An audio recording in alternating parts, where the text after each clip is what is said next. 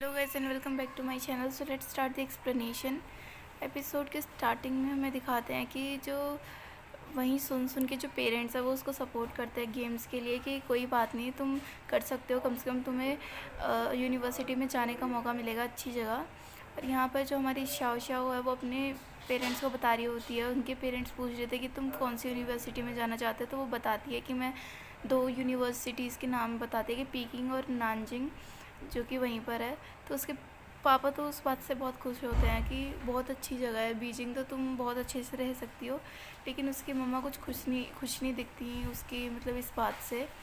सो रात के टाइम पे माँ शाओ को लगता है कि उसकी खिड़की पे कोई है, मतलब कोई टॉर्च मार रहा है। तो वो नीचे देखती है तो वहाँ पर शाओजियान होता है।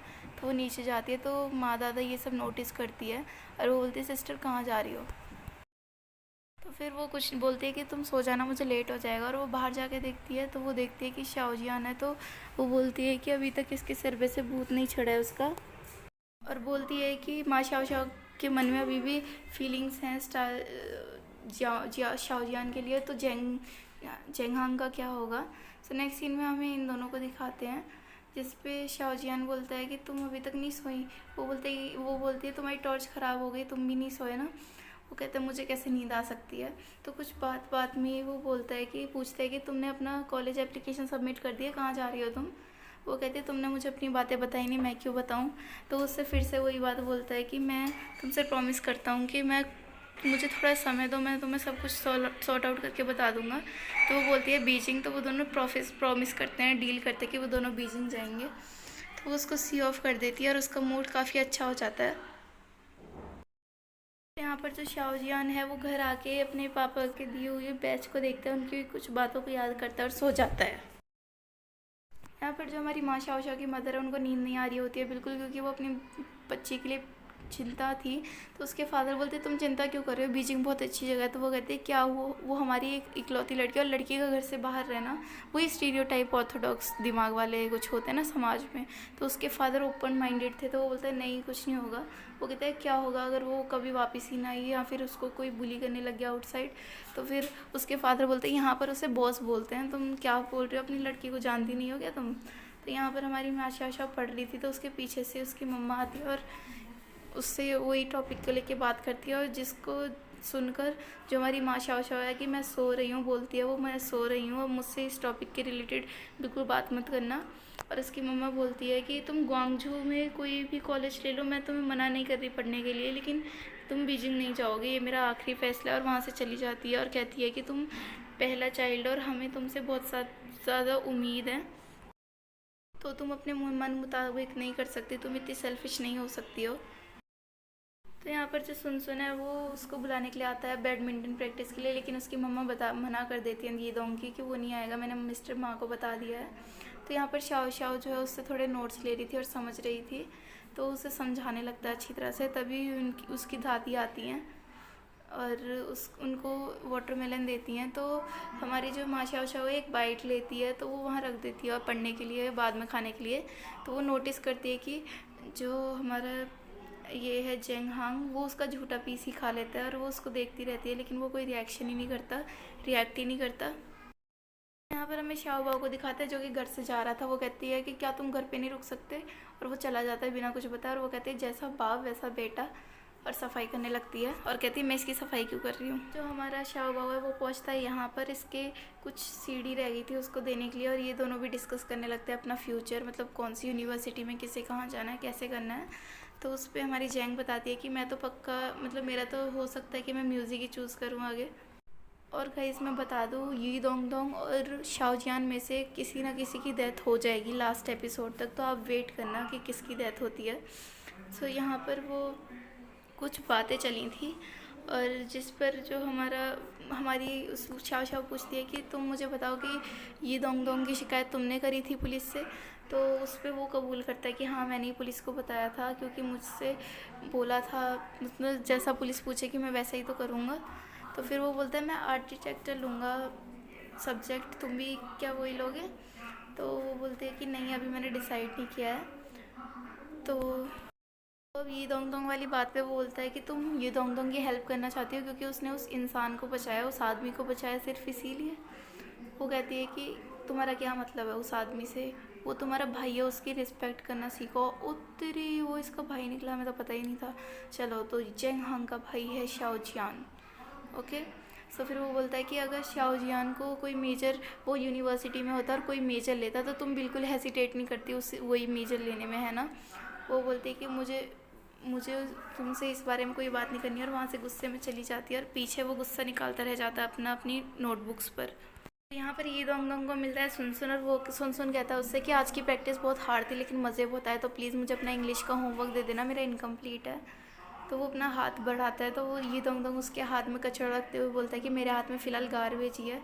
तो वो वहाँ से चले जाता है, और ये दोंग दोंग उससे पीछे से बोलता है कि मैं तुम्हें बाद में दे दूँगा करके, तुम चिंता मत करना। और वहाँ से बेचारा निराश होकर चले जाता है कि क्योंकि उसका भी बैडमिंटन में इंटरेस्ट था, बट पेरेंट्स की वजह से, बड़ा चाइल्ड होने की वजह से वो अपने परस्यू नहीं कर सकता ड्रीम्स को जो वो करना चाहता है अपनी फैमिली की वजह से।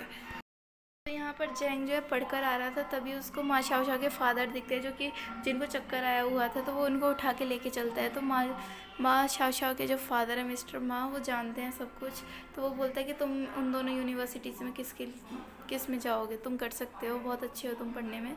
तो यहाँ पर अब ये चाल चलता है, और बोलता है कि आपकी लड़की ने आपको बताया नहीं कि उसको आर्किटेक्चर में इंटरेस्ट है और वही स्ट्रीम लेना चाहती है। तो वो बोलता है कि नहीं, मुझे नहीं बताया। तो वो बोलता है अंकल अम्मा, उसको शायद टाइम नहीं मिला होगा, वरना उसने मुझे बताया था कि उसको आर्किटेक्ट लेना है कॉलेज में, और मैं भी आर्किटेक्ट लेना चाहता हूँ, तो अगर वो इंटरेस्टेड है तो वो मेरे साथ पढ़ सकती है।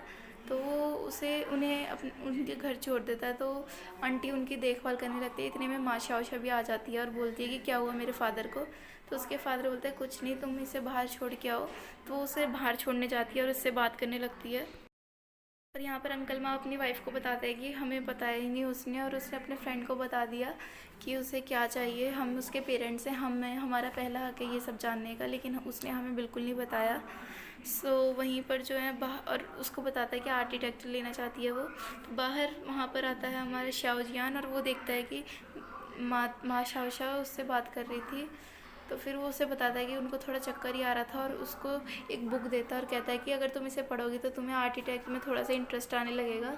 तो अब वो मना भी नहीं कर सकती, तो वो कहती है कोई बात नहीं, ठीक है। और शाओजान उन दोनों को ऐसा देख के वहाँ से चले जाता है।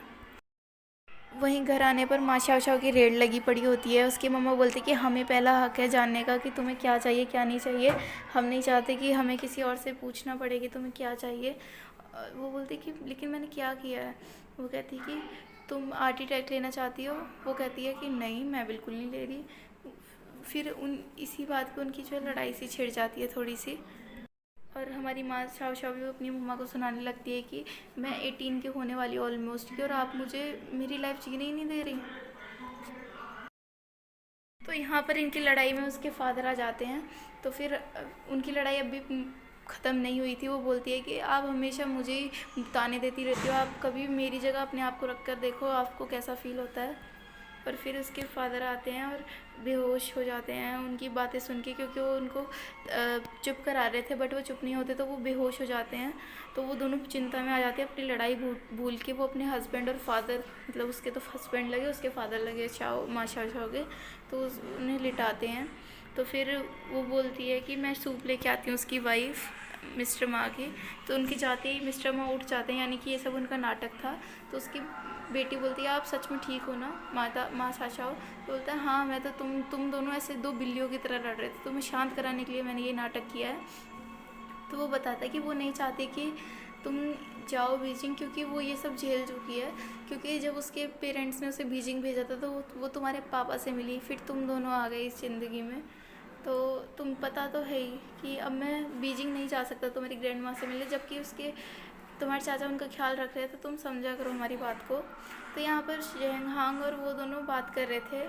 तो हमारी जो माँ शाओ है वो बोलती है कि मुझे लगता है कि सोसाइटी में डिफरेंस है बॉयज़ और गर्ल्स में, इसीलिए तो गर्ल्स को हर कोई टोकता है, बॉयज़ को कोई नहीं टोकता। लेकिन मुझे कुछ भी करना पड़े, मैं वही करूँगी जो मेरा मन चाहेगा, और मैं अपने हक़ के लिए लड़ूँगी। इवन कोई मेरी फ़ाइट में मेरा साथ देगा या नहीं, लेकिन मैं एंड तक लड़ूँगी अपनी फ़ाइट को पेकिंग यूनिवर्सिटी जाने के लिए। और पहली चीज़ है ये मेरी कि मैं पेकिंग यूनिवर्सिटी जाऊँ आफ्टर 18।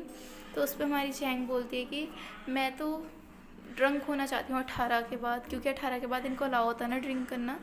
वो बोलती है कि मैंने लोगों को देखा है कि जब वो दुखी होते हैं जब वो ड्रिंक करते हैं, जब वो खुश होते हैं जब भी वो ड्रिंक करते हैं, जब वो खाली फील करते हैं तब भी वो ड्रिंक करते हैं। और मैं भी ड्रिंक करना चाहती हूँ। ये हम पे इतना प्रेशर डाल देते हैं लेकिन हमें कभी ड्रिंक नहीं करने देते, लेकिन मैं ऐसा फ़ील करना चाहती हूँ कि कैसा फ़ील होता है उससे। और वो शाओ शाओ की तारीफ़ करती है कि तुम्हें पता है कि तुम्हें क्या करना है, लेकिन मुझे नहीं पता मुझे क्या करना है। मुझे सिर्फ म्यूज़िक आता है और जो मेरी दादी कहती है मुझे वही करना है, लेकिन तुम्हें पता है कि तुम्हें क्या करना है, तुम बहुत ऑसम हो। नेक्स्ट सीन में माँ दादा के पास उसकी मदर आती है काम के लिए कि इसे वो शाओ जिन के घर दिया हो, लेकिन वो नहीं मानती। तो हमारी वो चली जाती है माँ शाओ शाओ, तो उसकी मम्मा उसको ताने देने लगती है मार के कि है ना तुम्हारी बहन से कुछ सीखो, वो पढ़ने में भी टॉप है, मेरी बात भी मानती, घर के काम भी कराती है। तो वो बोलती कि वो रात वाली बात उगल देती कि ऐसे ही तुम्हें, आपको क्या लगता है वो अपना काम करने गई है, वो शाओ जिन से मिलने गई है, उस रात भी वो उसके साथ गई थी। तो ये बात सुन के उसके कान खड़े हो जाते हैं उसकी मदर के, और वो उसके पास जाती है और उससे प्यार से पूछने लगती है क्या बात है क्या नहीं है।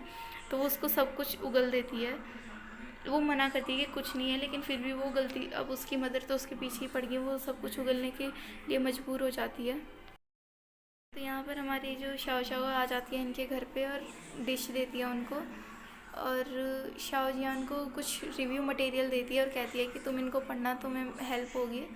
तो फिर वो उसके लिए कुछ ड्रिंक्स लाता और देता है और कहता है कि तुम इसे पिया करो, तुम्हें नींद नहीं आती ना, इससे तुम्हें अच्छी नींद आएगी।